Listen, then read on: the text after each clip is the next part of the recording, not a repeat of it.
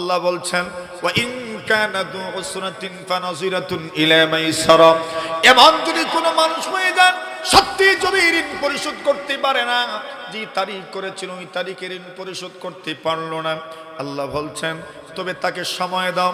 নবীজি বলছেন যদি আপনি সময় বাড়ায় দেন কি পরিমাণ সওয়াব হবে। যত দিন সময় আপনি বাড়ায় দিবেন আল্লাহ তাআলা এই পরিমাণ সময়ের ভিতরে যত আপনি ঋণ দিয়েছিলেন এর চাইতে ডাবল সদকা করার সওয়াব আল্লাহ আপনার আমলনামায় দিবেন। এখন অনুভব করেন তো সদকার চেয়ে ঋণের মধ্যে সব বেশির কথা বলা হয়েছে, কিন্তু কোনো মানুষ যদি ঋণ নেওয়ার পরে সেদিন পরিশোধ করার সক্ষমতা রাখে এরপরে পরিশোধ করলো না, আল্লাহ নবীজি বলছেন ওই লোকটা জালিম হয়ে গেল, সে যেন জুলুম করলো। নবীজি বলছেন মাতলুল গানি জুলমন, যেই ব্যক্তি ঋণ পরিশোধ করার সক্ষমতা থাকার পরে ঋণ পরিশোধ করলো না, নবীজি বলছেন সে জালিম। সে কি জোরে কম, সে জালিম, পরিশোধ করার সক্ষমতা আছে এরপরে করলো না, তবে সে কি জালিম। আবার কিছু মানুষ তো আছে এটা মানুষের কাছ থেকে ঋণ আনে উদ্দেশ্য হলো কখনোই দিত না, আসেনি এমন কিছু মানুষ। দোকান বাকিও কিছু মানুষ আনে দোকান থেকে বাকি বাকি কই না আপনার দেশে আনে উদ্দেশ্য হলো আর কখনোই দিবে না, আসেনি এমন কিছু মানুষ। আল্লাহর হাবিব বলেন মানা খাদা আমওয়ালান নাসি ইউরিদু ইতলাফাহু আতলাফাহুল্লাহ। আল্লাহ কিছু নেতাও এমন আছে যারা আনেই ওই নিরীহ মানুষের কাছ থেকে দিবে না এই চিন্তা করে, আসেনি এমন কিছু মানুষ। আল্লাহ রাসূল বলছেন মান আখাযা আমওয়ালান নাসি ইউরিদু ইতলাফাহু আতলাফাহুল্লাহ। এই পৃথিবীর কোন মানুষ যদি অন্যের সম্পদ ভোগ করে, অন্যের সম্পদটা যখন নিয়েছে গ্রহণ করেছে তখন তার নিয়ত ছিল কোনোদিন পরিশোধ করবে না, আল্লাহর নবী বলছেন তোমার কি ক্ষতি হবে। নবীজি বলছেন আতলাফাহুল্লাহ, আল্লাহ তোমাকে ধ্বংস করে দিবেন, ধ্বংস করে দিবেন, ধ্বংস করে দিবেন। এই জন্য দেখবেন যারা অন্যের সম্পদ আত্মসাৎ করেছে এদের দুনিয়াতে কোনো না কোনোভাবে ক্ষতি হয়েই যায়, ঠিক কিনা? আল্লাহ রাসূল বলছেন ওয়ামান আখাযা আমওয়ালান নাসি ইউরিদু আদাহু। আল্লাহর নবীজি বলেন কোন মানুষ যদি অন্যের সম্পদ গ্রহণ করে উদ্দেশ্য হলো নিয়ত করেছে আদায় করবে পরিশোধ করবে, আল্লাহ রাসূল বলছেন আদাল্লাহু আন। নবীজি বলছেন আল্লাহ তোমাকে আদায় করার পরিশোধ করার শক্তি দিবেন। জোরে বলেন। এই জন্য বিপদ তো আসবেই, মানুষের জীবন তো বিপদের মধ্যেই আপনার বেড়া ঝালে আবদ্ধ, তো বিপদ তো থাকবেই আপনার জীবনে। তো আপনি কখনোই কারো সম্পদ আত্মসাৎ করার নিয়ত রাখবেন না, পরিশোধ করার নিয়ত করবেন, ইনশাআল্লাহ নবীজির বক্তব্য আল্লাহ আপনার পক্ষ থেকে পরিশোধ করবেন। আল্লাহু আকবার বলেন। এই কথাটা বলছিলাম, এবার আল্লাহর বান্দী বলছেন এরে যুবক শুনে রাখো, এই সমাজের কাছে আমার প্রশ্ন ছিল আমি বিপদগ্রস্ত মানুষ, আমাকে সহযোগিতা করবে, সহযোগিতা তো করলই না, বরং আমি যখন ঋণ আনতে গেলাম দাঁড় আনতে গেলাম ওই মানুষগুলো যদি আমার ব্যাপারে সুদের কথা বলতো হয়তো আবার আমি কোনো না কোনোভাবে মেনে নিতাম বিপদগ্রস্ত হওয়ার কারণে, কিন্তু ওই মানুষগুলো আমার অসহায়ত্বের সুযোগ নিয়ে আমার সর্বস্ব লুণ্ঠন করতে চেয়েছে, ইজ্জতাবরু লুণ্ঠন করতে চেয়েছে। আমি চিন্তার সাগরে ডুব দিলাম, আমি ঋণ আনবো, ঋণও পরিশোধ করবো, আবার ওই মানুষগুলোর পিছনে আমি আমার ইজ্জত সম্মান সবকিছু লুটে দিব, তা তো হতে পারে না। এর চেয়েতে বানক হলো ঋণের বোঝা মাথায় থাকলো না, আমি বেশ্যাগিরিতে নেমে যাই, প্রতিটা বৃত্তিতে আমি আমার নাম লিখিয়ে ফেলি। এই জন্য আমি নাম লিখিয়েছি আমি আসলে কোনো পতিতা নই। আল্লাহর বান্দা যুবক ওই একজন বেশ্যা নারীর কথার মাধ্যমে তার হিদায়ত আল্লাহ রেখে দিয়েছেন, সুবহানাল্লাহ। এই মহিলা তো এমন কোনো আল্লাহওয়ালা নয়, এমন কোনো ভালো মানুষ যে এমন নয় যে এই কাজের মধ্যে জড়িয়ে গেছে, কিন্তু অতীত ছিল ভালো, এই জন্য আল্লাহ তাআলা তার কথার মধ্যে পাওয়ার দিয়েছেন। ওই কথা যুবকের মনে এমনভাবে প্রভাব বিস্তার করেছে, যুবক সঙ্গে সঙ্গেই বলে উঠে আল্লাহর বান্দী চিন্তা করি আল্লাহ আমি আপনার সঙ্গে খারাপ আচরণ করব না, বরং আমি আপনাকে অভয় দিয়ে বলছি আজকে থেকে আপনি কোনোভাবেই টেনশন নেবেন না।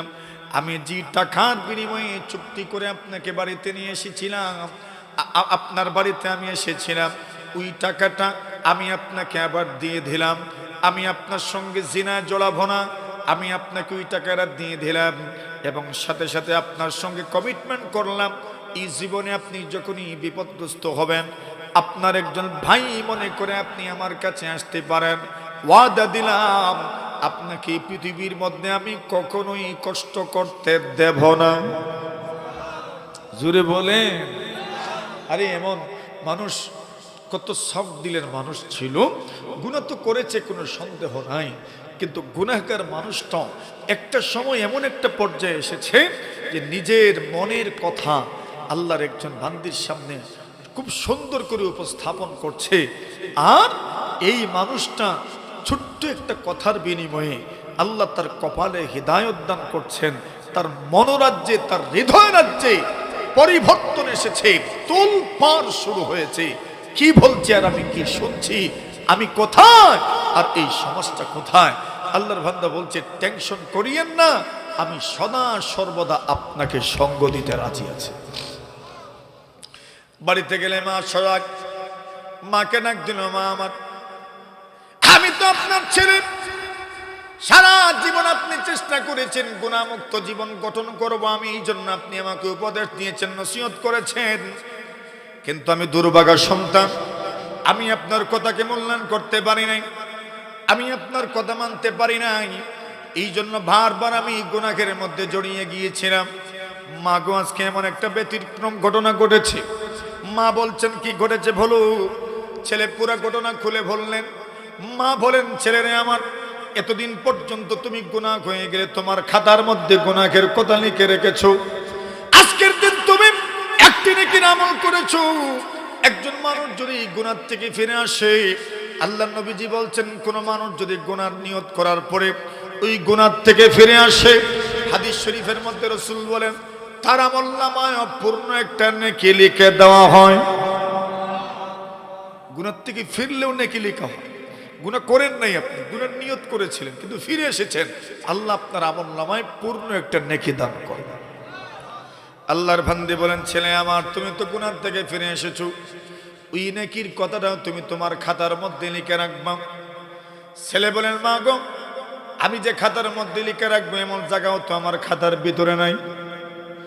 মা বলছেন, ছেলে আমার, যে কোনো কিছুর বিনিময়ে তুমি এই নেকির কথা তোমার খাতার মধ্যে লিখে রাখবা। আল্লাহর বান্দা বলেন, মা ঠিক আছে, আমি যে কোনো কিছুর বিনিময়ে আমি খাতার মধ্যে ওই গুনাহের পৃষ্ঠাগুলোর মধ্যে যেখানে এই শূন্যস্থান পাবো সেখানেই লিখে দিব। মা বললেন, কোনো অসুবিধা নাই, যেখানেই পাও সেখানেই লিখে দিও। আল্লাহর বান্দা যুবক রাত্রি ঘুমানোর আগে সুযোগ করে খাতার একটা পৃষ্ঠার মধ্যে ওই নেকির কথাটাও লিখে রাখলো। আল্লাহর বান্দা লিখেছে, আজকে এত তারিখ, আমি গুনাহের মধ্যে জড়িয়ে যাওয়ার কথা ছিল কিন্তু ঝড়াই নাই, আমি এমন এমন করেছি। ওই নেকির কথাটা লিখে সে ঘুমিয়ে পড়ল। মানুষ যখন কোনো কিছু নতুন করে এটার প্রতি অন্যরকম কৌতূহল থাকে, অন্যরকম আগ্রহ থাকে, সকালে ঘুম থেকে জাগ্রত হলো, মনে হলো গতরাত যে আমি আমার গুনাহের খাতার মধ্যে নেকির কথা লিখে রেখেছি ওইটা আছে কিনা একটু দেখে আসি। খাতার পৃষ্ঠা উল্টানোর পরে দেখা যায় 1 2 3 4 5 করে শেষ পৃষ্ঠা পর্যন্ত উল্টাইছে। আল্লাহর বান্দা তাকা দেখে পুরো খাতার মধ্যে যত গুনাহের কথা লিখেছিল ওই নেকির কথা ছাড়া আর কোনো গুনাহের কথা খাতার মধ্যে লিখিত নাই। আর জোরে, শুধু ওই নেকির কথাটা লেখা আছে। আর কোরআনে মাজিদের একটা আয়াত লেখা আছে, ইন্নাল হাসানাত ইউযহিবিনাস সাইয়্যাত যালিকা যিকরা লিয-যাকিরিন। আল্লাহ বলছেন, কোন মানুষ যদি নেকির আমল করতে পারে ওই নেকির মাধ্যমে গুনাহগুলো মিটে যায়। ওই আয়াতটা লেখা আছে এবং শুধু নেকির কথাটা লেখা আছে। আল্লাহর বান্দা যুবক মার কাছে দৌড় দিয়ে যা, মা বলেন, ছেলে কি হয়েছে? ছেলে বলে, মা গো আমার, গতকাল যে নেকির কাজ করেছিলাম ওই নেকির কাজটা আমি খাতার মধ্যে লিখে রেখেছিলাম। আমি সকালবেলা ঘুম থেকে উঠে দেখি আমার খাতার ভিতরে কোনো গুনাহের কথা লেখা নাই, শুধু নেকির কথাই আমার খাতার ভিতরে লেখা আছে। মা বলেন, ছেলেরে আমার, এটাই মহান রবের সবচেয়ে বড় দয়া যে আল্লাহ তাআলা ছোট্ট ছোট্ট নেকির মাধ্যমেও মানুষের জীবনের বড় বড় গুনাহগুলোকেও আল্লাহ তাআলা ক্ষমা করে দেন। সুবহানাল্লাহ বলেন। তো বলছিলাম আল্লাহ তাআলা সময়ের শপথ করেছেন। এক, দুই নম্বর ব্যাখ্যা হলো আল্লাহ তাআলা ওয়াল আসর শব্দ দ্বারা বলতো আসরের নামাজের কসম করেছেন। কিসের? কোন নামাজের? জোরে কোন? আসরের নামাজের কসম।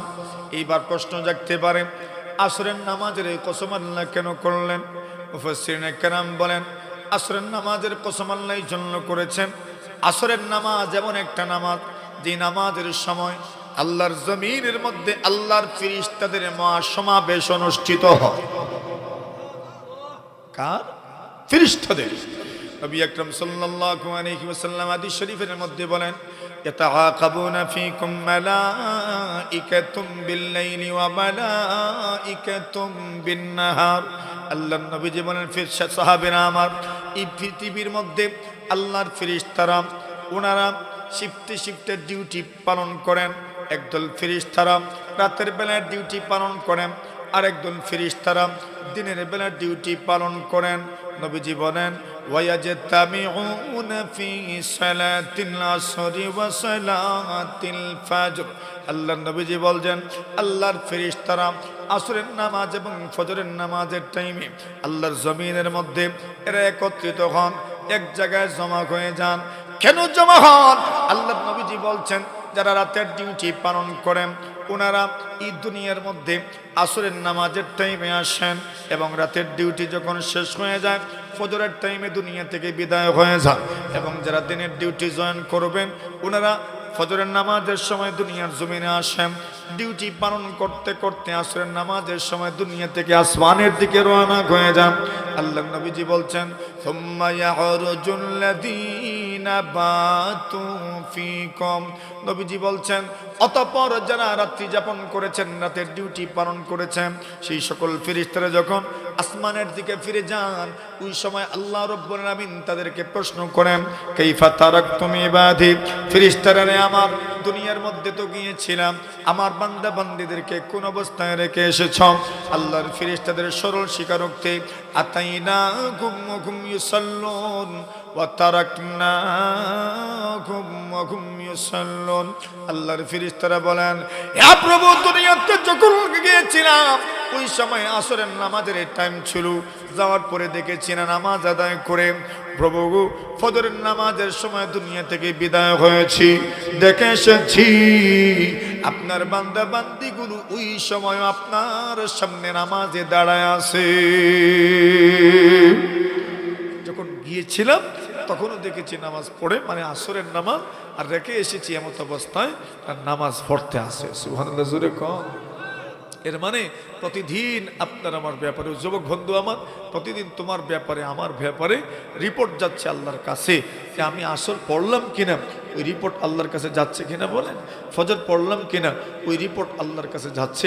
আচ্ছা বলেন তো, এই সমাজ ব্যবস্থায় আপনার আমার খুব ঘনিষ্ঠজন ছাড়া এদের কাছেও যদি আপনার আমার ব্যাপারে কোনো খারাপ রিপোর্ট পৌঁছে, তবে দেখবেন এরাও আমাদের প্রতি, আপনাদের প্রতি যত ধরনের অনুগ্রহ তাদের আছে এটাকে আস্তে আস্তে বন্ধ করে দিবে। কেন?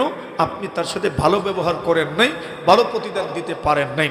যদি দুনিয়ার মানুষ সামান্য একটু খারাপ মন্তব্যের কারণে অথবা তার কথা না মানার কারণে যদি আমার প্রতি তার যত ভালোবাসা আছে, আমার প্রতি যার মুগ্ধতা আছে, আমার প্রতি তার যত দায়বদ্ধতা আছে, সেটাই যদি বন্ধ করে দেয়, তবে বলুন না আমার রবের কাছে প্রতিদিন এই রিপোর্ট যাচ্ছে, এ বন্ধু তোমার ব্যাপারে এই রিপোর্ট যাচ্ছে, তুমি আসরও পড়ছো না, তুমি ফজরও পড়ছো না, তুমি জোহরও পড়ছো না, তুমি মাগরিবও পড়ছো না, তুমি ঈশাও পড়ছো না, এই রিপোর্ট কি আল্লাহর কাছে যাচ্ছে না? কথা বুঝেননি আমার? আল্লাহর কাছে রিপোর্ট যাচ্ছে কিনা? আল্লাহর কাছে রিপোর্ট যাচ্ছে। প্রতিদিন তো ফেরেশতা রিপোর্ট দিচ্ছেন।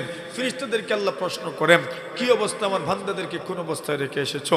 দিনের ডিউটি যারা জয়েন করেছেন, ওই ফেরেশতারা আসমানে যাওয়ার পরে আল্লাহ এদেরকেও প্রশ্ন করেন, কাইফা তারাকতুম ইবাদি, আমার বান্দাদের বান্দাদেরকে কোন অবস্থায় রেখে এসেছ। ফেরেশতারা অকপটে স্বীকার করেন, আতাইনাকুম ওয়া হুম ইউসাল্লুন ওয়া তারাকনাকুম ওয়া হুম ইউসাল্লুন। ফজরের সময় গিয়েছিলাম, গিয়ে দেখেছি নামাজ পড়ে, আসরে ফেরত এসেছি, রেখে এসেছি নামাজ।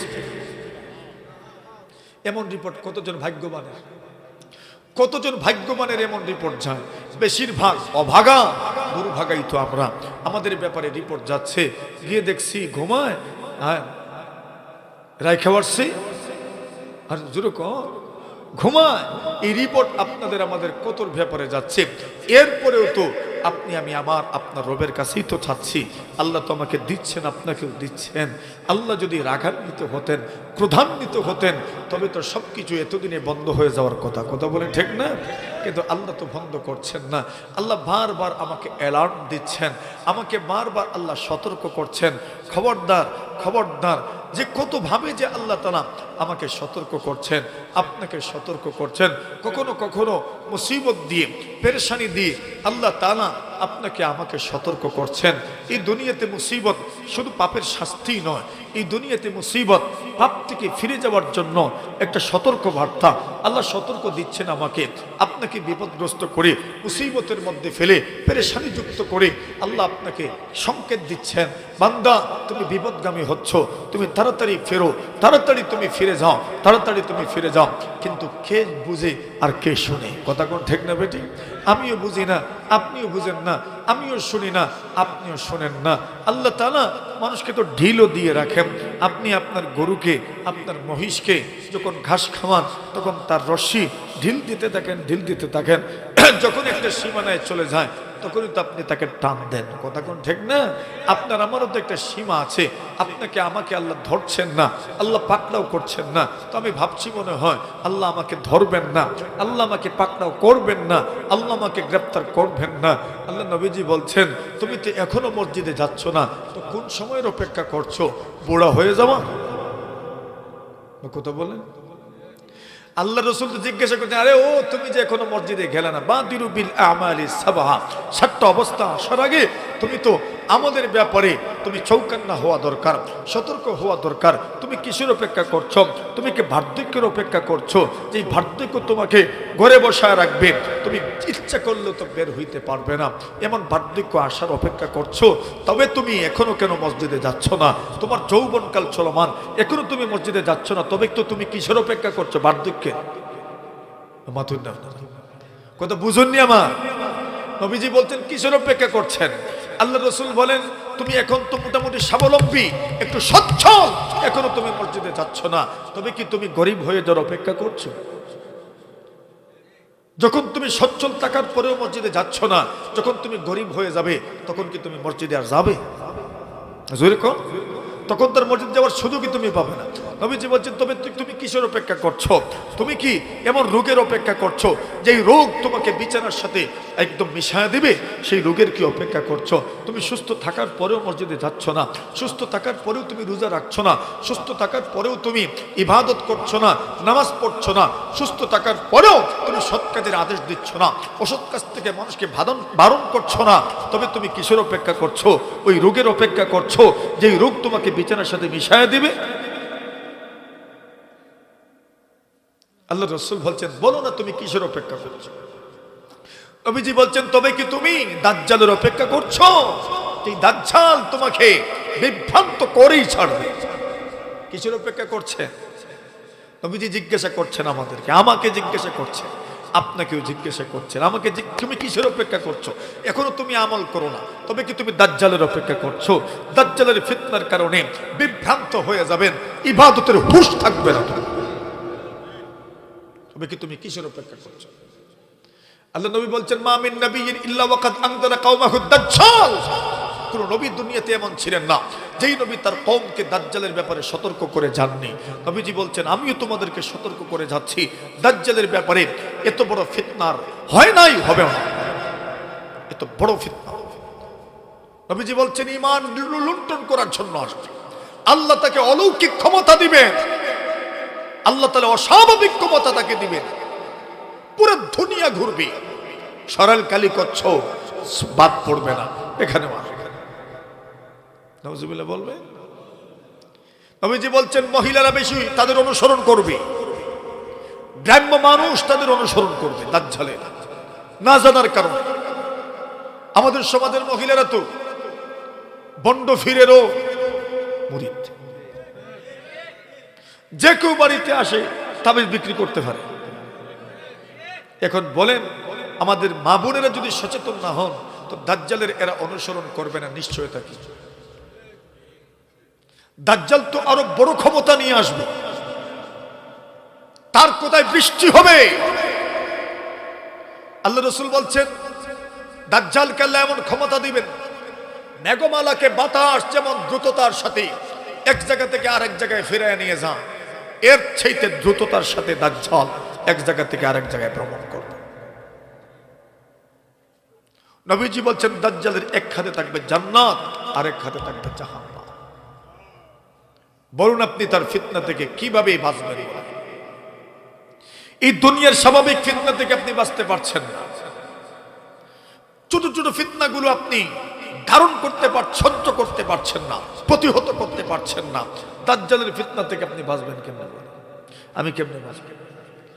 আল্লাহর নবীজি বলছেন আমি দাজ্জাল, আমার উম্মত তোমরা কি দাজ্জালের অপেক্ষা করছো?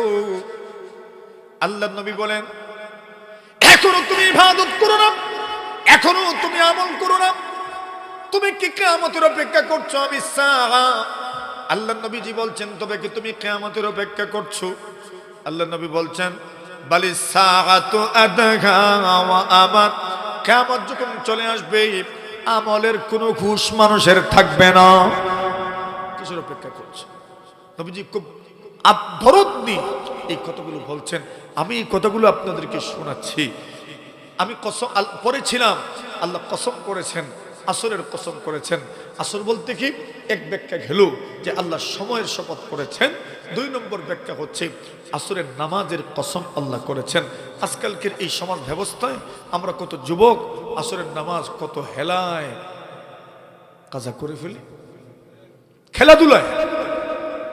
খেলাধুলায় আমরা কাজা করে ফেলি।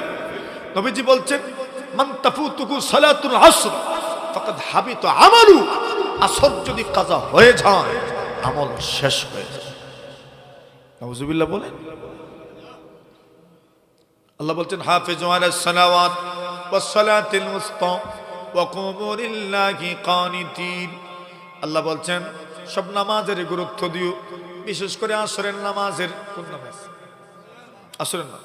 নবীজি বলছেন মান সাল্লাল বারদাইন দাখালাল জান্নাহ, কোন মানুষ যদি আসরের নামাজ এবং ফজরের নামাজ যথাযথভাবে আদায় করতে পারে, বুখারী শরীফের বর্ণনা, আল্লাহর নবী বলছেন কোন মানুষ যদি আসর এবং ফজরের নামাজ গুরুত্বের সাথে আদায় করতে পারে, আল্লাহর নবী বলেন এরকম ওই লোকটা মারা যাবে আর আল্লাহর জান্নাতের মেহমান হয়ে যাবে। যদি আসর এবং ফজরটা গুরুত্বের সাথে আদায় করতে পারে, নবীজি বলছেন মারা যাবে আর আল্লাহর জান্নাতের মেহমান হয়ে যাবে। এজন্য আল্লাহ আসরের কসম করেছেন, এত গুরুত্ব থাকার কারণে কসম করে আল্লাহ বলছেন ইন্নাল ইনসানা লাফি খুসর। আল্লাহ রাব্বুল আলামিন বলেন ওগো নবীজি আমি আসরের কসম করলাম, সময়ের কসম করলাম, আসরের নামাজের কসম করলাম, এমন নামাজের কসম করেছি, এমন নামাজের সময়ের কসম করেছি যে সময়ের মধ্যে আমি আল্লাহ পরমার্দিগারে আলম আদমকে সৃষ্টি করেছি। মানব জাতির প্রথম মানুষ আদমকে আমি যেই সময় সৃষ্টি করেছি এই সময়ের কসম করলাম পৃথিবীর মানুষদেরকে বুঝাই দেওয়ার জন্য। এর মানো আমি এই সময়ের কসম করেছি যেই সময় তোমাদের পূর্বসূরীদেরকে সৃষ্টি করেছে, যেই সময় তোমাদের আদি পিতাকে সৃষ্টি করেছে সেই সময়ের কসম করলাম। সেই সময়ের কসম করে আল্লাহ বলতে চান ইন্নাল ইনসানা লাফি খুসর। আল্লাহ বলেন নবী গো, বিশ্বনবীজি নিশ্চয় মানব জাতি ক্ষতির মধ্যে পড়ে আছে, চতুর্দিক থেকে বিভিন্ন উপাদান তাকে গ্রাস করে আছে। নিশ্চয় নিশ্চয় মানব জাতি ভ্রান্তির বেড়াজালে আবদ্ধ হয়ে আছে, নিশ্চয় নিশ্চয় মানব জাতি ক্ষতির মধ্যে পতিত হয়ে আছে, নিশ্চয় নিশ্চয় মানব জাতি চতুর্মুখী আক্রমণের শিকার হওয়ার কারণে ক্ষতিগ্রস্ত হয়ে যাবে। চতুর্মুখী আক্রমণের কারণে আল্লাহ রাব্বুল আলামিন বলেন চতুর্দিক থেকে কি আক্রমণ করবে? শয়তান একটা নয় দুই চরণ হাজারো ফাঁদ তোমার সামনে উপস্থাপন করবে, সেই ফাঁদে তুমি পা দিয়ে দিবে, ক্ষতির মধ্যে পড়ে যাবে, ধ্বংসের মধ্যে পতিত হয়ে যাবে। আল্লাহ রাব্বুল আলামিন বলেন, ওগো নবীজি, শয়তান দুনিয়াতে যখন আসবে, আমি আল্লাহ রাব্বুল আলামিন শয়তানকে যখন আমার রহমত থেকে বিতাড়িত করে দিলাম, ওই সময় শয়তান আমার কাছ থেকে চেয়ে নিল, রব্বি আনজিরনি ইলা ইয়াউমি ইউবাসুন। রব্বুল আলামিন মেহেরবানি করে আপনি আমাকে কিয়ামত পর্যন্ত এই দুনিয়াতে থাকার মতো সুযোগ করে দেন। আল্লাহ রাব্বুল আলামিন বলেন, ইন্নাকা মিনাল মুনজারিন। এরে শয়তান, তুমি যতদিনের জন্য দুনিয়াতে থাকতে চাও, আমি আল্লাহ ততদিনের জন্য তোমার হায়াত বৃদ্ধি করে দিলাম। কিয়ামত পর্যন্ত শয়তান দুনিয়াতে থাকবে। শয়তান বলে, ঠিক আছে, দিলেন তো সুযোগ, তবে এখন মানুষকে তো আমি দুঃখা দিব, এটা আপনার কাছে আমার চ্যালেঞ্জ, আমি মানুষকে বিপদগামী করবই করব। ফাবিমা আগওয়াইতানি লা আকুদান্না লাহুম সিরাতাকাল মুস্তাকিম।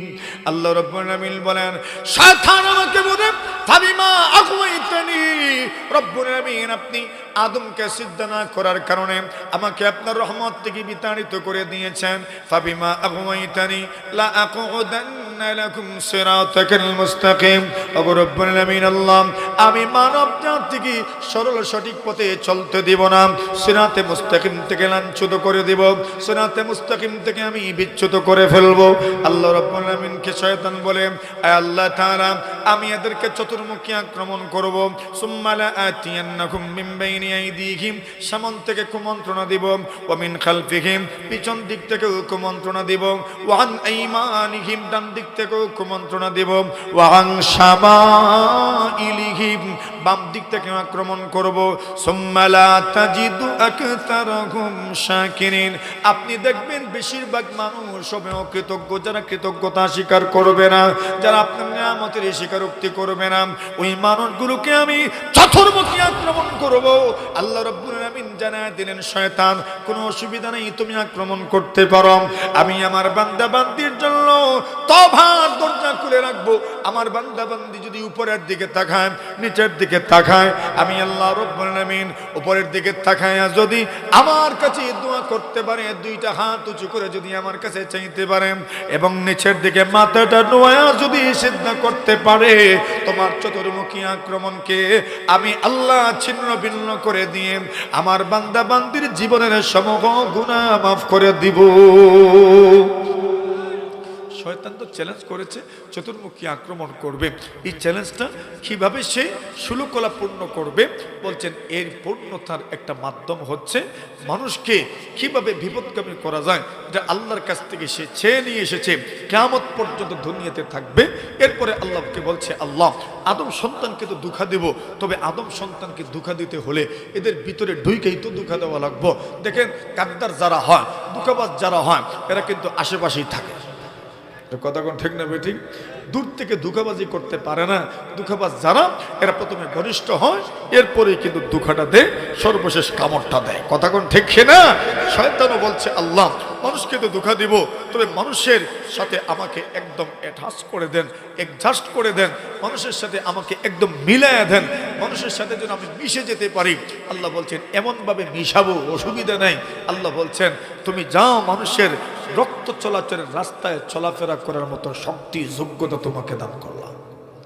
আল্লাহ নবীজি বলছেন, ইন্নাশ শাইতান ইয়াজরি মিনাল ইনসানি মাজরাদ দাম, নিশ্চয় শয়তান মানুষের রগ রেশা যেগুলো দিয়ে রক্ত চলাচল করে, সেই রাস্তা দিয়ে শয়তান চলাফেরা করতে পারে।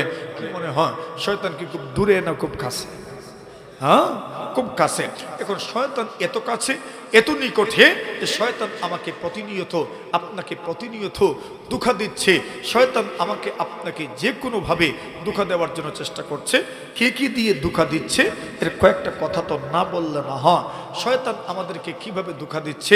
বর্তমান সময়ে যুব সমাজের অধপতনের কারণ কি? এর মধ্যে এক নম্বর কারণ হচ্ছে যুব সমাজ আস্তে আস্তে মাদকাসক্ত হয়ে পড়ছে। কি হচ্ছে? মাদকাসক্ত হচ্ছে, নেশাদ্রব্য সেবন করছে। কেউ ইয়াবা, কেউ হেরোইন, কেউ তো বা গাঁজা, আর কেউ তো বা সরাসরি মদ পান করছে। এমন মানুষ কি সমাজে পাওয়া যায় না? হাজারো যুবক এই পথেই পা ভাড়াচ্ছে। এর পিছনে যদিও কারণ আছে, কিছুটা বেকারত্ব থাকার কারণে কিছু যুবক ডিপ্রেশনে ভুগতে